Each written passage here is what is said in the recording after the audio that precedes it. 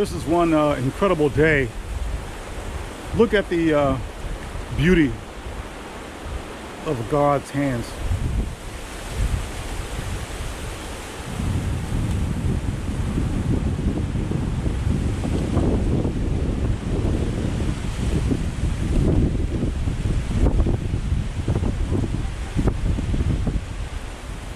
My favorite time of the year is the fall. This is one beautiful day. It's just a little bit past noon, and I found this very nice spot. It's secluded, beautiful fall day. And as you can see, the trees here, it's breezy. In this video, I want to talk about being alone. Not lonely, but being alone. I'm not lonely. I'm alone at the present time, still looking. But there's nothing wrong with being alone. Nothing at all. In fact, I find it liberating. I know a lot of married persons. I was married myself several times. And you know that when you live with someone, you can even have a girlfriend or a boyfriend, but when you live with someone, I'm sure you've all experienced those periods where you just want to be away from one another because you're getting on each other's last nerve, as they say. So you want some me time. And I find that being alone, I have a lot of me time for things like this.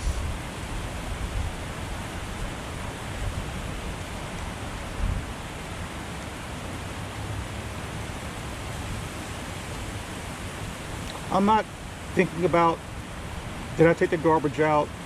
Did I cut the grass?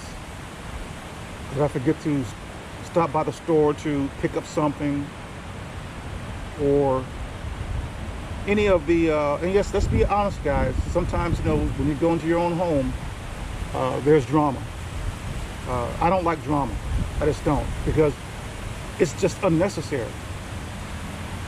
And I think that the introduction of drama into one's household is a power play and games.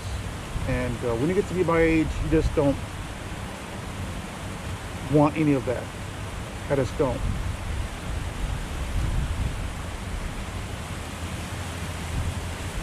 So there's nothing wrong with being alone. Don't feel like you're losing out on anything. You're actually going to be experiencing a lot of things if you get out to experience. I just think that a lot of folks just stay glued to the television sets, and even driving out here. This is a Friday, and there's a lot of traffic out on the road here, and I'm being completely honest here. 9 out of 10 persons in their cars are on their phones. Whether they're sitting in traffic or even driving, they're on their phones. What is so important that you can't get off your phones?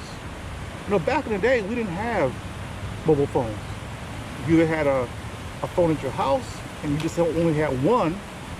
If you had more than one, then you know you were living high in the hall.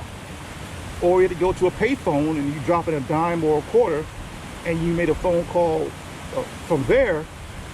Else, whatever you had to communicate to someone had to wait until you got home. Society today has indoctrinated us to be in a big rush, in a big hurry, impatient. I see persons cutting in and out of traffic, in thick and heavy traffic, thinking that they're making progress, but if they just go along with the flow of traffic, you'll find you're going to get there at the same time as everyone else. You might save 2 or 3 seconds, but you're not saving any significant amount of time. And if a state trooper sees you cutting in and out of traffic, that's a signal to them. They're going to pull you over.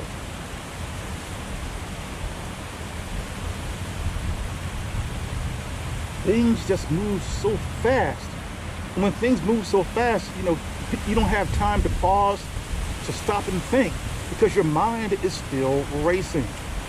And many people feel like they're missing out on something if they don't get on their phones or spend hours and hours on YouTube or on some other social media platform. What they're missing out on is stuff like this. Whether it's taking a long drive out in the country, going on a hiking excursion, backpacking, camping, or whatever. It doesn't have to be electronic. It doesn't have to be artificial intelligence. It doesn't have to be YouTube or Facebook or Twitter or Instagram or TikTok. And when I see 9 times out of 10, and I'm being conservative here, a person's driving in traffic, that tells me that not only are drugs a problem, an addiction in this country, but also mobile phones. They are an addiction. Many people can't put them down, not even when they're driving. I see people out here walking on the sidewalk in traffic with their eyes glued in their cell phones. Individuals sitting at the dinner table. Everyone has a cell phone. No one's talking to one another. Everyone is in their cell phones. I make sure that I take time out each day, if the weather permits, to come out, if it's just for half an hour or whatever time I have spared over, to find a spot like this, sit and just listen to the wind, the flowing of a current, and the other visuals. This is beautiful, man. And it goes a long way to contributing to one's mental health.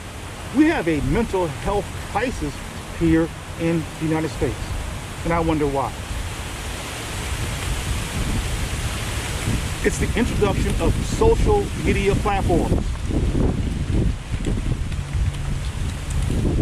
I don't know if the wind drowned that out. It is very windy. But I was saying that the reason why, or a large portion of the reason why, has been the introduction of social media platforms. If you go back before that, the internet. Now AI, artificial intelligence, is into everything. Everything.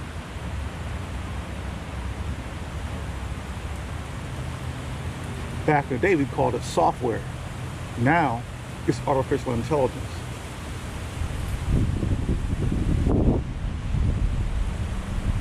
And it is intrusive and becoming more and more intrusive into our lives. It fashions what we think, what we see, what we believe, how we feel.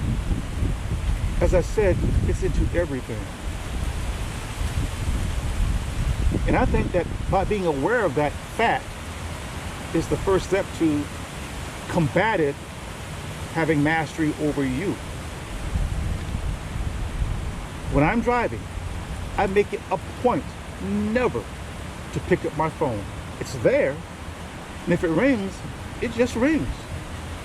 If someone needs to leave me a message, leave me a message. But when I'm driving, I'm not picking up my phone and I'm not going to be talking to anyone. I'm not going to do it.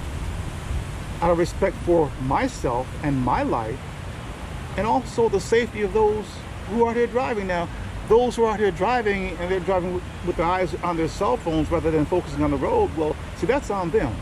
I think that's disrespectful of the lives of others.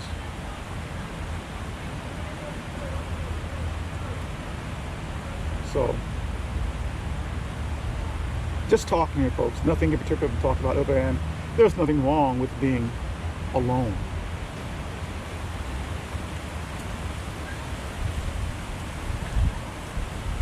Look at this.